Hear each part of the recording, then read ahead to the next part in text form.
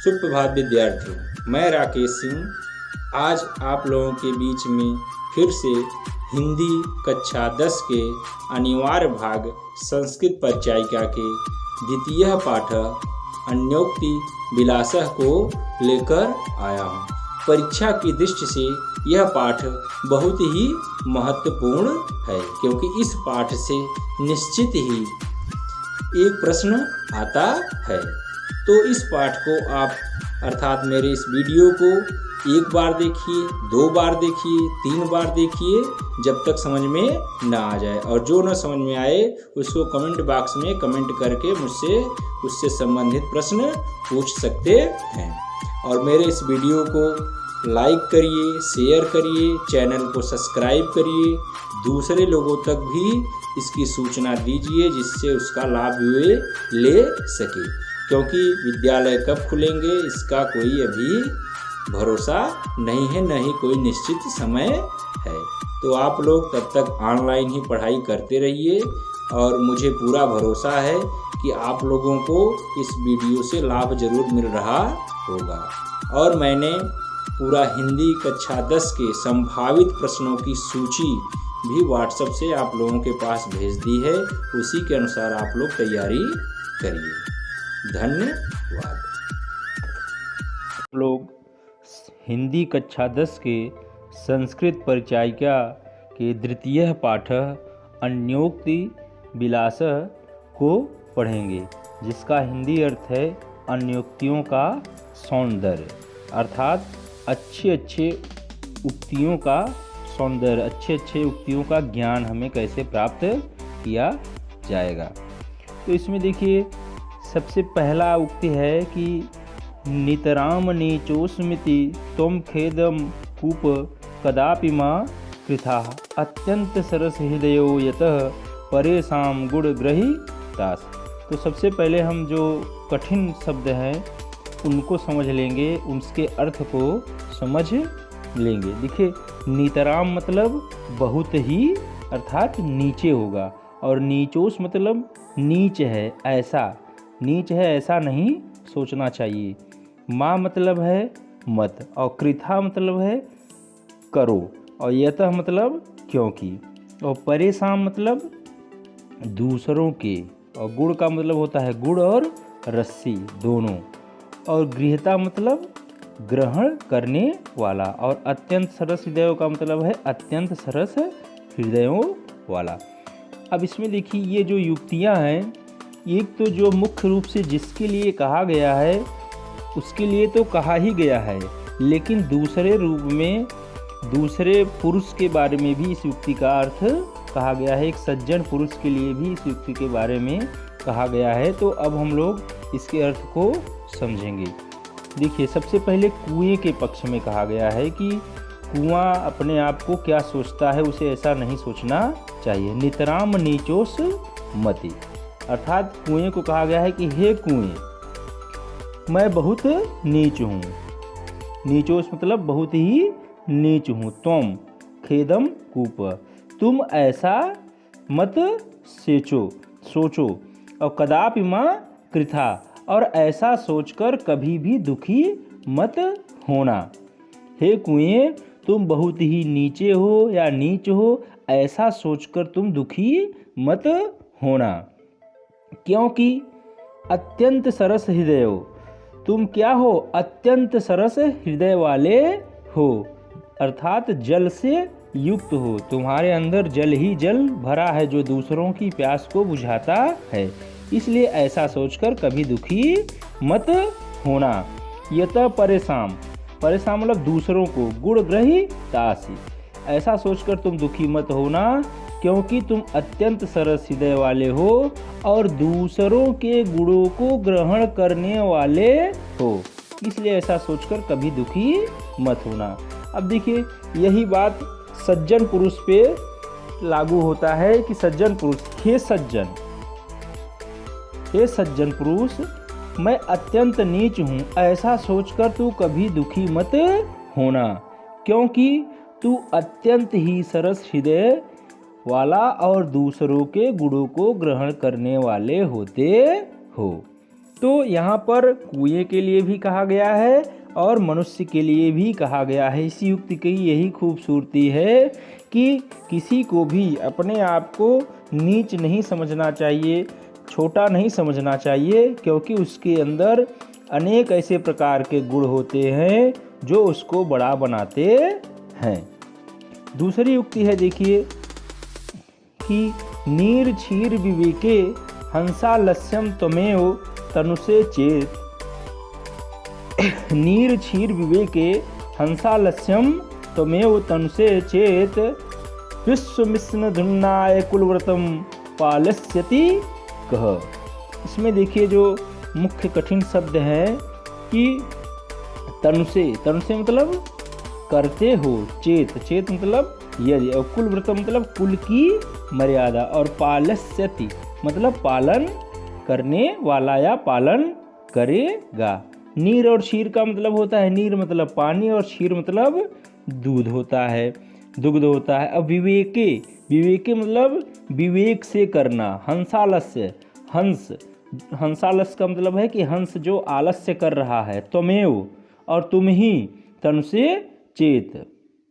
तो विश्व में जो अनेक प्रकार के हैं, जो और लोग हैं, वो कुल व्रतम पालस्यति कह। तो और लोग क्या अपने कुल के व्रत का पालन करेंगे। अभी इसका अर्थ हम समझेंगे कि देखिए पहले तो हंस के लिए क्या कहा गया है कि नीर क्षीर विवेके हंसालस्यम त्वमेव। हे हंस, यदि तुम ही जल, क्योंकि नीर और क्षीर है, जल और दूध, क्योंकि हंस के बारे में ये कहा जाता है कि हंस के पास ऐसी शक्ति होती है कि वह पानी और दूध को अगर एक में मिक्स है तो उसे अलग करने की क्षमता उसके पास है। तो यहाँ हंस के लिए यही कहा जा रहा है कि हे हंस, अगर तुम ही जल और दूध का विवेचन करने में, अर्थात उसको अलग करने में हंसालस्यम, हंस आलस्य करोगे, तुम ही अगर आलस्य करोगे तो विश्वमिश्न धुनान्य कुलव्रतम पालस्यति।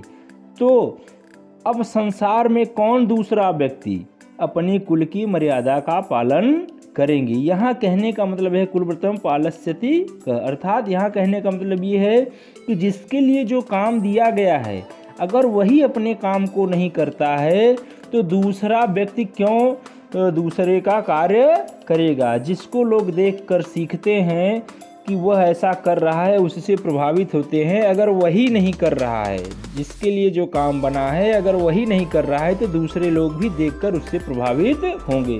तो हंस के लिए ये कहा गया है कि तुम्हें दूध और पानी को अलग करना है, लेकिन यहाँ हंस आलस्य कर रहा है, अपने कुल की मर्यादा का पालन नहीं कर रहा है, क्योंकि उसके कुल की मर्यादा, उसके कुल का कार्य है कि दूध और पानी को अलग करना, लेकिन वह ऐसा कार्य नहीं कर रहा है। तो जब दूसरे व्यक्ति भी उस कार्य को देखेंगे तो वह भी उस कार्य को करने से दूर भागेंगे।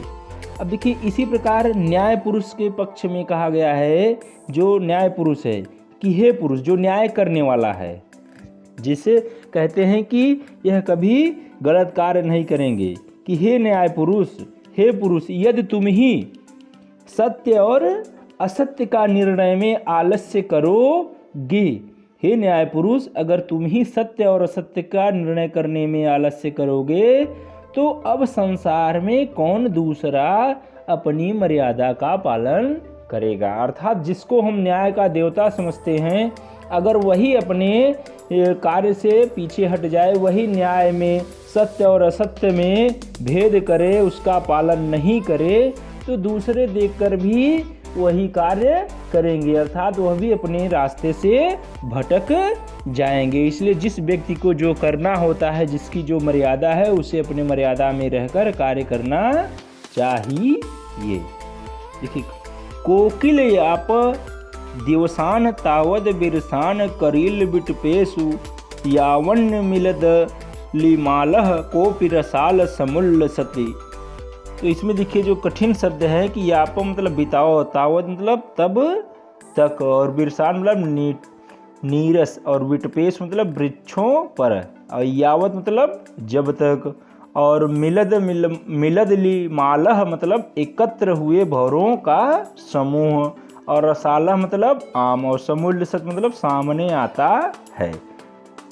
अब देखिए इसमें हिंदी अनुवाद क्या होगा। सबसे पहले कोकिल के पक्ष में क्या कहा गया है कि कोकिल यापा दिवसान, कि हे कोकिल यापा दिवसान तावद बिरसान करील विट पेशु, अर्थात वृक्षों पर, हे कोकिल तुम तब तक करील के पेड़ों पर, करील के पेड़ों पर जो कसेला होता है, तुम तब तक, दिवसान मतलब दिनों, तावत मतलब तब तक, बिरसान मतलब जहाँ पर वीरान हो, नीरस हो, कुछ भी न हो, क्योंकि करील के पेड़ों पर कुछ मिलने वाला नहीं है। कि हे कोकिल तुम तब तक अपने नीरस दिनों को करील के पेड़ों पर बिता लो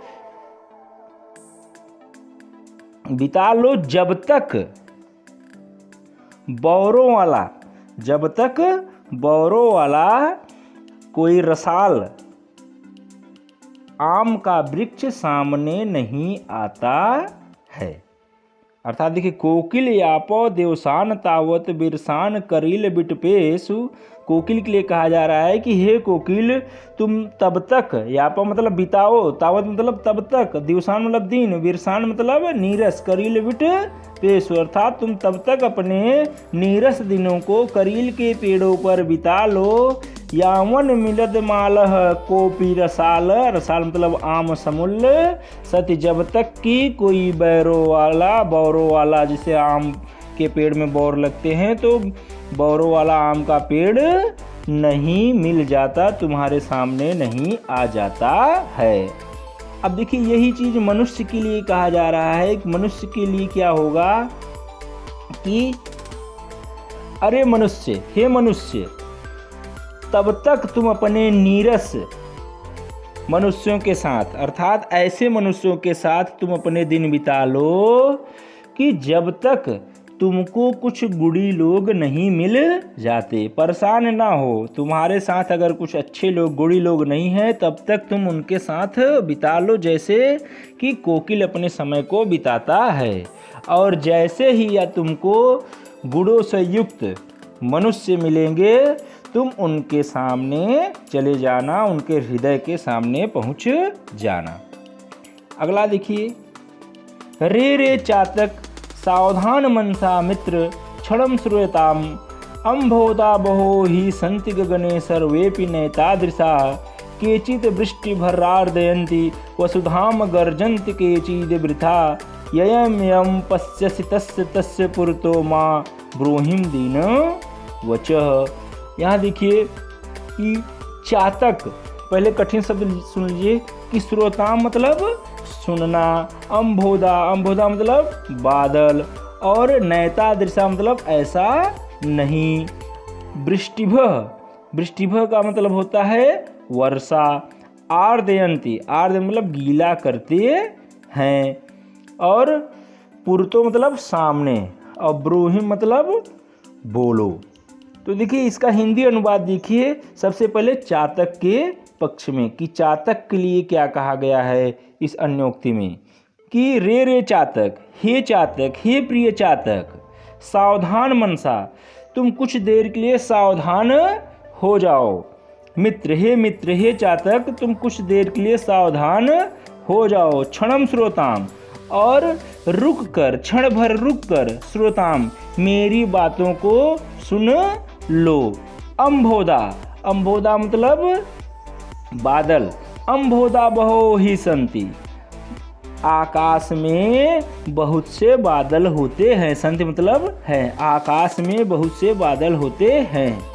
गगने मतलब आकाश, सर्वेपि नैता दृशा, जो तो किंतु आकाश में बहुत सारे बादल होते हैं, गगने सर्वे नैता दृशा, लेकिन सभी तुम्हारी प्यास को वर्षा से बुझा सके। नैता दृशा मतलब ऐसा नहीं है। तुम क्षण भर रुक के सुन लो कि आकाश में बहुत सारे बादल हैं, लेकिन सभी आकाश वाले बादल तुम्हारे प्यास को बुझा सके ऐसा नहीं है। केचिद वृष्टि भिर्रार्दयन्ति, कुछ वर्षा के द्वारा पृथ्वी को गीला कर देते हैं। कुछ ऐसे केचिद वृष्टि भिर्रार्दयन्ति, अर्थात वृष्टि भर्या दिन, वृष्टि मतलब वर्षा, कुछ ऐसे बादल हैं जो कि वर्षा करके पृथ्वी को गीला कर देते हैं। वसुधा मतलब पृथ्वी को गीला कर देते हैं। गर्जंत के चीद वृथा, लेकिन कुछ ऐसे बादल हैं जो केवल गरजते हैं लेकिन बरसते नहीं हैं। ययम पश्यसि तस्य तस्य पुरतो माँ ब्रूहिम दीनम वच, अतः तुम जिसको भी देखते हो, अर्थात जिस भी बादल को देखते हो या जिस भी व्यक्ति को देखते हो, उसके सामने ब्रूहिम दीनः वच, उसी के सामने तुम अपने दीन वचनों को मत कहा करो, अर्थात अपनी बेइज्जती मत कराया करो, क्योंकि सभी ऐसा करेंगे, सभी बादल तुम्हारे दीन वचनों को सुनकर बरसने लगेंगे, ऐसा नहीं है। अब देखिए इसी प्रकार याचक के पक्ष में कहा गया है। याचक अर्थात जो दान मांगने वाला है, जो भीख प्राप्त करने वाला है, उसके लिए इसमें कहा गया है कि हे मित्र चातक या याचक, तुम ध्यान पूर्वक क्षण भर के लिए मेरी बात सुन लो कि संसार में बहुत से दानी हैं, इस संसार में दानियों की कमी नहीं है, किंतु सभी ऐसे नहीं हैं, सभी ऐसे दानी नहीं हैं जो अपने दान से तुम्हें संतुष्ट कर सकें। अर्थात जो हर व्यक्ति ऐसा नहीं है, हर दानी ऐसा नहीं है कि जो याचक को संतुष्ट कर सके। कुछ लोग थोड़ा दान देते हैं लेकिन व्यर्थ में ही अपना बहुत सारा प्रचार करते हैं।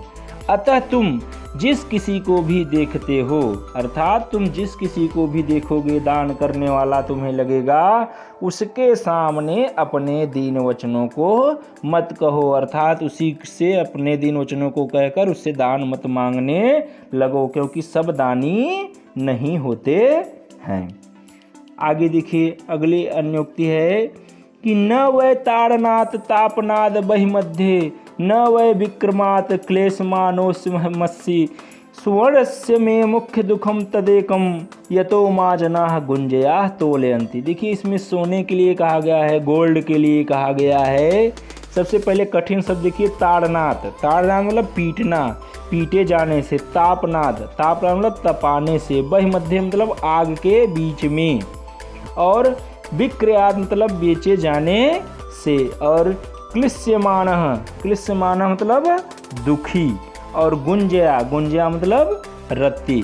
तो सबसे पहले देखिए सोने के पक्ष में है कि न वै ताड़नाथ तापनाथ बहिमध्ये, सोना कह रहा है कि मैं न तो पीटे जाने से, ताड़ना मतलब पीटे जाने से, और तापनाद, ताप मतलब अग्नि में गर्म करने से, आग में गर्म करने से। बहिमध्ये मतलब बीच में, आग में डालकर सोने को तपाया जाता है, उसको गर्म किया जाता है और पीट कर ही उससे सोने के गहने बनाए जाते हैं, आभूषण बनाए जाते हैं। लेकिन सोना उससे जरा भी दुखी नहीं है। वह कह रहा है कि न तो मैं ताड़नाथ, पीटने से, न तो तापनाद, आग के बीच में जलाने से, न वह विक्रयात, और न ही मुझे बेचने से, मुझे बेचा जाता है, जरा भी क्लिश्यमानो हस्मस्सि, मुझे इसका जरा भी क्लेश मात्र दुख नहीं है, इसका मुझे जरा भी दुख नहीं है।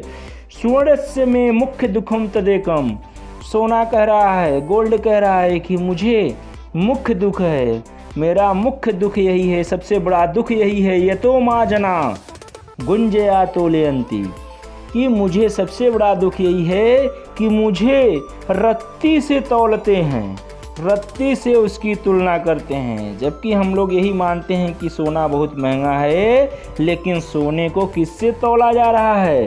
रत्ती से तौला जा रहा है, जिसके कारण सोने को बहुत ज़्यादा दुख है।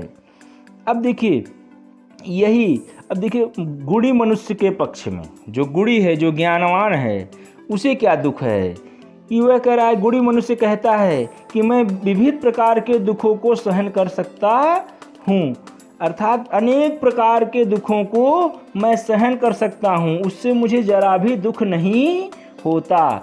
मेरा मुख्य दुख क्या है? मुझे सबसे बड़ा दुख क्या है कि मनुष्य बाहरी रूप में सुंदर दिखने वाला, जो मनुष्य, मेरा दुख क्या है कि बहुत सारे ऐसे मनुष्य हैं जो बाहर से तो बहुत सुंदर दिखते हैं लेकिन अंदर से वो ठीक नहीं होते।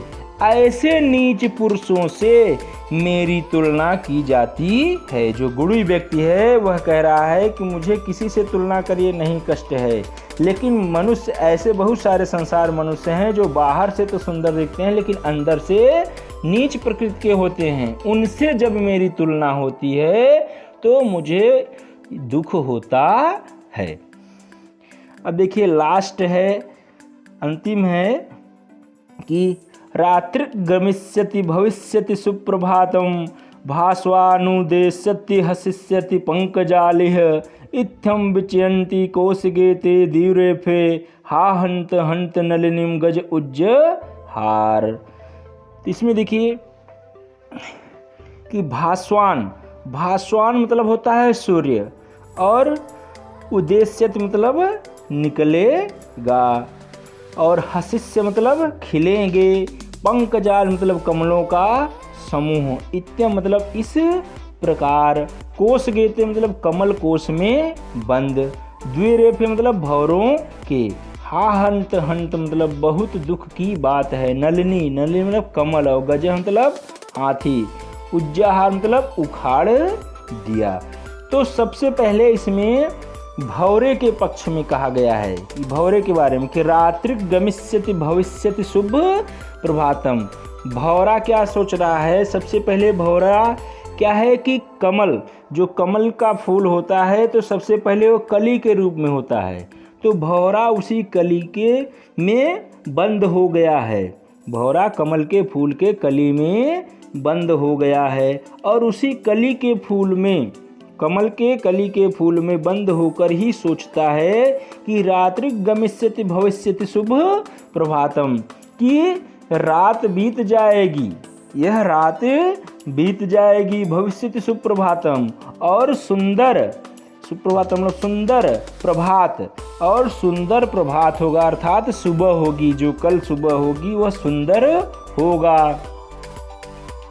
भास्वान देश्यते, भास्वान मतलब सूर्य, और सुबह सूर्य निकलेगा, हसिष्यति पंग जाली, और जब सूर्य निकलेगा तो कमल के फूल खिल जाएंगे, कमल के फूल खिल जाएंगे।